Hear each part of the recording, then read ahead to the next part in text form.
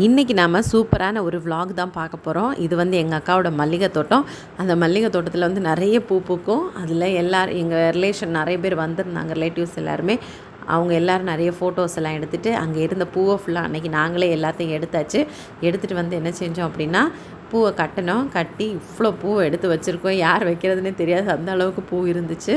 அதுக்கப்புறம் வந்துட்டு அப்படியே அது அவங்க தோட்டத்திலேயே நெல்லிக்காய் நிறைய இருந்தது. சரின்னு சொல்லிவிட்டு எல்லோரும் நெல்லிக்காய் பிடுங்க போகலாம் அப்படின்னு சொல்லிவிட்டு பிள்ளைங்க எல்லோரும் போய் நெல்லிக்காயெல்லாம் பிடுங்கிட்டு வந்து சாப்பிட ஆரம்பிச்சிட்டாங்க. சாப்பிட்றதுக்கு ரொம்ப புளிக்குது அப்படின்னு சொல்லிட்டு பாதியை தூக்கி போட, பாதியை சாப்பிட அப்படின்னு எப்படியோ ஒரு வழியாக அவங்க என்ஜாய் பண்ண ஆரம்பிச்சிட்டாங்க.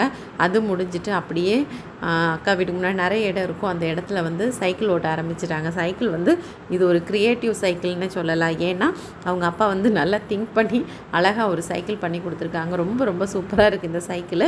அதுக்கப்புறம் வந்துட்டு அது முடிச்சுட்டு டான்ஸ் பண்ணலாம் அப்படின்னு சொல்லிட்டு அடுத்த என்ஜாய்மெண்ட் ஆரம்பிச்சிட்டாங்க. என்ஜாய்மெண்ட்டில் என்னென்னா டான்ஸு ஃபுல்லாக பாட்டை போட்டுக்கிட்டு நல்லா டான்ஸ் ஆடுறதுக்கு ஆரம்பித்தாச்சு. நல்லா டான்ஸ் ஆடி முடித்தோடனே சரி நம்ம இப்போ வெளியே கிளம்பலாம் அப்படின்னு சொல்லி கும்பக்கரைக்கு கிளம்பிட்டோம். கும்பக்கரையில் வந்து குளிக்கணும் அப்படிங்கிற பிளானில் எல்லாருமே ட்ரெஸ் எல்லாம் எடுத்துகிட்டு போனோம். போய் பார்த்தா அங்கே அவ்வளோ ஒரு கூட்டம், ரொம்ப கூட்டமாக இருந்தது அந்த லீவ் டேஸ்னால். அப்புறம் வந்து என்ன செஞ்சோம் அப்படின்னா, குளிக்கலை யாரும். அது மேலே தண்ணி வேறு ரொம்ப சில்லுன்னு இருந்தது. கிளைமேட்டும் அன்றைக்கி கொஞ்சம் மழை வர மாதிரி இருந்ததுனால சரி வேண்டாம், குளிக்க வேண்டாம்னு சொல்லிட்டு எல்லோரும் அப்படியே தண்ணியில் உட்காந்துட்டு எந்திரிச்சு வந்துட்டோம். அதுக்கப்புறம் வர வழியில் சாப்பாடு எடுத்துகிட்டு போயிருந்தோம். அதனால் தோப்பை தேடி நடக்கிறதே பெரிய வேலையாக போச்சு. ஒரு வழியாக தோப்பை கண்டுபிடிச்சி எல்லோரும் இங்கே பிரியாணி வாங்கிட்டு போனதை ஃபுல்லாக சாப்பிட்டு முடிச்சுட்டு வந்துட்டோம். அதுக்கப்புறம் என்னென்னா அப்படியே நாங்கள் வைகை டேம் கிளம்பலான்னு சொல்லி வைகை டேமுக்கு கிளம்பி போனோம். முக்கியமாக வைகை டேமுக்கு எதுக்காக போனோம் அப்படின்னா, அங்கே குழந்தைங்களுக்கு விளையாடுறதுக்கு நிறைய இருக்குது. அதாவது ஊஞ்சல், அப்புறம் வந்து சறுக்கு, அந்த மாதிரி நிறைய இருக்குது. பிள்ளைங்க ஹோல் டே விளையாடுற அளவுக்கு நிறைய அங்கே விளையாடுற மாதிரி இருக்குது. அதனால் நீங்களும் போனீங்கன்னா கண்டிப்பாக அந்த ஏரியாவுக்கு போங்க. வைகை டேமுக்கு போய் நல்லா என்ஜாய் பண்ணிவிட்டு வாங்க. இந்த குழந்தைங்க வந்து நல்லா டயர்ட் ஆகிற வரைக்கும் விளையாடிட்டாங்க. நாங்கள் அங்கேருந்து கிளம்பவே 6:30 மணிக்கு 7 மணி ஆகிடுச்சு. அப்புறம் எல்லோரும் கிளம்பி வீட்டுக்கு வந்துட்டோம். வீட்டுக்கு வந்துட்டு மத்தியானம் இருந்த பிரியாணி கொஞ்சம் இருந்து அதையெல்லாம் சாப்பிட்டுட்டு அப்படியே நல்லா தூங்க ஆரம்பித்தாச்சு. அடுத்து வந்து ஒயிட் பாஸ்தா எப்படி செய்யலான்னு பார்க்கலாம். ஒரு பவுலில் தண்ணி எடுத்து அதை ஹீட் பண்ணிவிட்டு அதில் உப்பு போட்டுக்கோங்க. உப்பு போட்டுட்டு பாஸ்தாவை வந்து நம்ம சேர்க்க போகிறோம். பாஸ்தா போட்டதுக்கு பிறகு அது நல்லா வெந்து குக்காகி வந்ததுக்கப்புறம் அதை எடுங்க. இப்போ வந்து ஓரளவு நல்லா குக் ஆகிடுச்சு. அதை வந்து நம்ம ஃபில்ட்ரு பண்ணி எடுக்கணும். அடுத்து வந்து ஒரு பேனை ஹீட் பண்ணிவிட்டு அதில் பட்டர் சேர்த்துக்கோங்க. இதில் வந்து நம்ம பட்டர் சேர்த்தாச்சு. பட்டர் சேர்த்து அது வந்து நல்லா உருகி வர்றது வரைக்கும் குக் பண்ணி எடுத்துக்கோங்க. இப்போ பட்டர் நல்லா குக் ஆன பிறகு இதில் வந்து கார்ன்ஃப்ளவர் மாவு வந்து சேர்க்கணும்.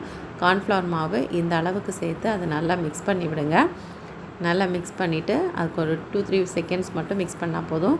பண்ண பிறகு என்ன பண்ணணும் அப்படின்னா, இந்த மாதிரி நுரையாக வரும். வந்ததும் அதில் வந்து நம்ம 1 கப் அளவுக்கு பால் வந்து காய வச்சு எடுத்து வச்சுருக்கணும். அந்த பாலை வந்து இதில் நம்ம சேர்த்துக்கலாம். இப்போ பாலெல்லாம் சேர்த்தாச்சு. சேர்த்துட்டு அப்படியே நல்லா மிக்ஸ் பண்ணி விடுங்க. இதில் பால் வந்து நம்ம கண்டிப்பாக சேர்க்கணும். அப்போ தான் டேஸ்ட்டு நல்லாயிருக்கும். அந்த கார்ன்ஃப்ளவர் வந்து எதுக்கு சேர்க்குறோம் அப்படின்னா, கொஞ்சம் திக்னஸுக்காக நம்ம சேர்க்குறது தான் கார்ன்ஃப்ளவர் மாவு. இப்போ வந்து நல்லா அந்த கார்ன்ஃப்ளவர் மாவும் இந்த பாலும் நல்லா மிக்ஸ் ஆகி வரணும். அது வரைக்கும் நல்லா குக் பண்ணி எடுக்கணும். இந்த மாதிரி இப்போ நல்லா இந்த மாதிரி குக் ஆகிட்டே இருக்குது. பால் வந்து அப்படியே வச்சுட்டு இன்னொரு பேனில் திரும்பவும் கொஞ்சம் பட்டர் சேர்த்துக்கோங்க. பட்டரை சேர்த்துட்டு அதில் வந்து கொஞ்சமாக பூண்டு, சின்ன சின்னதாக நறுக்கின பூண்டை வந்து சேர்த்துட்டு நல்லா ஃப்ரை பண்ணி எடுத்துக்கோங்க. இதில் கலர் வந்து ரொம்ப சேஞ்ச் ஆகணும் அப்படின்ல, ஓரளவு இந்த மாதிரி கலர் சேஞ்ச் ஆன உடனே நீங்கள் ஸ்டாப் பண்ணிடலாம்.